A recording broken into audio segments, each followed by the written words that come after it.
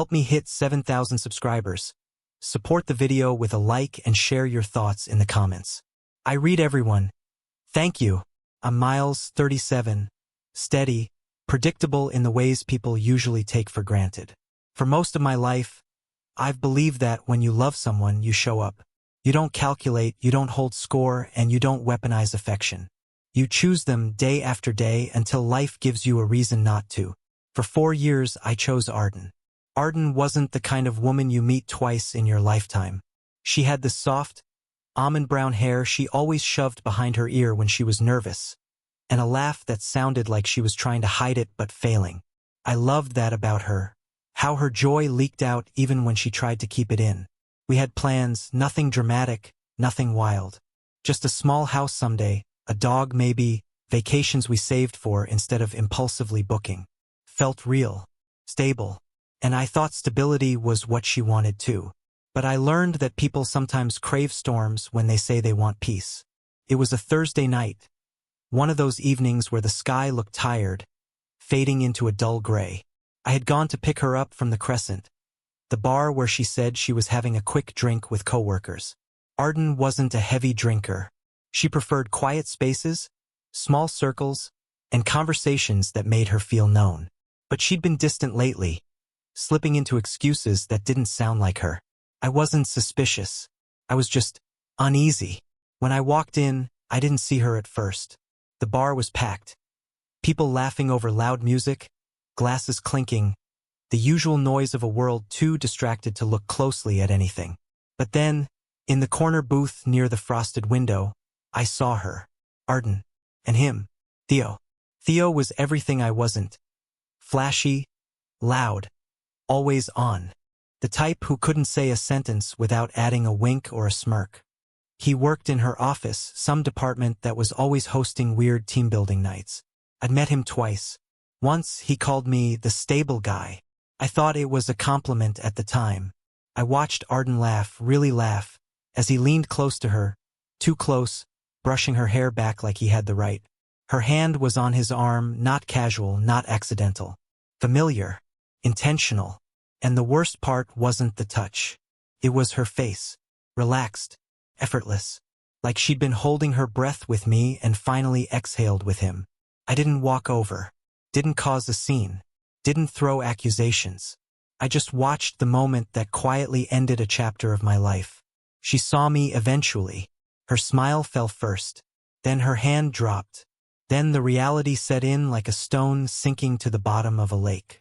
Theo turned, confused, but I didn't bother with him. I simply nodded, more to myself than to them, and walked out. I heard her call my name, but not to follow. Just to pause long enough for her to find her story. I didn't give her that chance.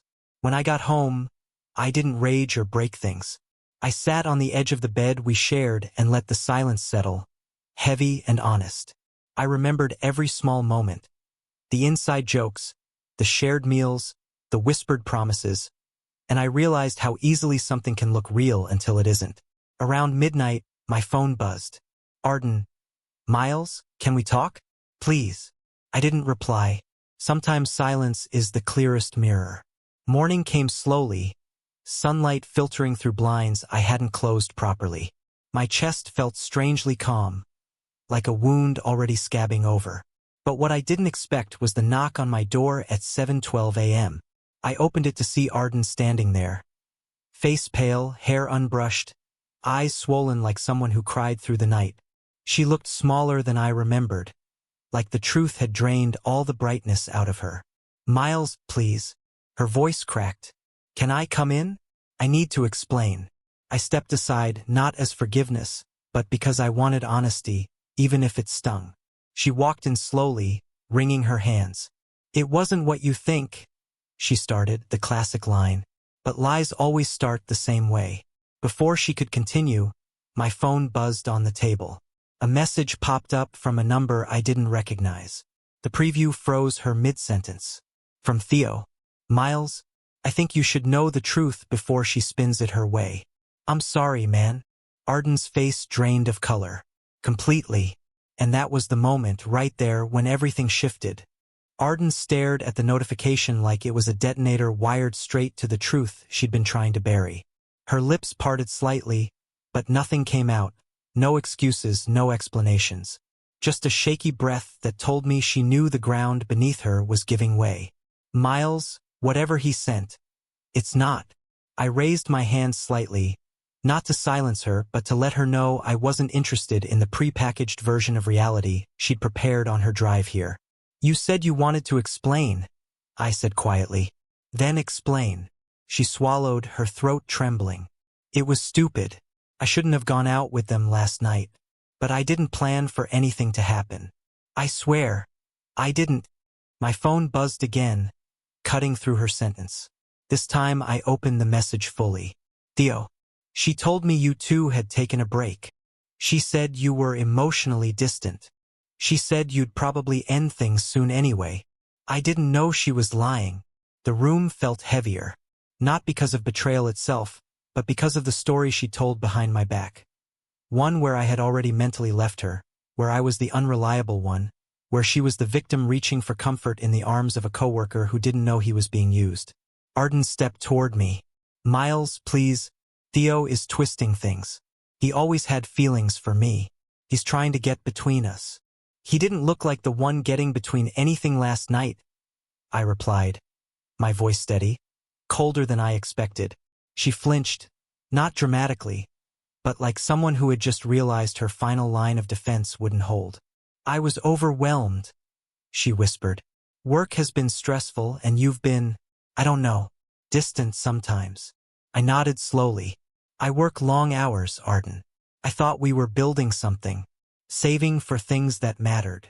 I know. Tears filled her eyes again, spilling down her cheeks. I just felt unseen. I took a breath, deep and controlled, letting her words settle. The irony wasn't lost on me. She felt unseen while I spent years making sure she never felt alone. So your solution, I said quietly, was to let someone else see you instead? It wasn't like that. But it was. She collapsed onto the edge of the couch, covering her face with her hands. Her shoulders shook, and for the first time in months, she wasn't guarded, defensive, or irritated. She was just broken. But broken doesn't erase choices. I sat across from her, not next to her, not close enough to blur the lines. There was a clarity inside me I hadn't expected. It wasn't anger. It was acceptance. What do you want from me, Arden? I asked. She looked up slowly, eyes red, breath uneven. I want us to fix this. I want you to forgive me. I want you to give me one more chance. I'll cut ties with Theo. I'll switch departments if I have to. I'll do anything. Her desperation felt real, but desperation doesn't equal loyalty. I leaned back slightly. You made your choices last night. I'm making mine this morning. She shook her head hard, like a child refusing reality. Miles, don't say that. Not after everything we've been through. That's exactly why I'm saying it. She froze. For years, I continued. I showed up. I gave you consistency, honesty, stability. I thought we were protecting each other. But last night showed me something I didn't want to see. You wanted excitement.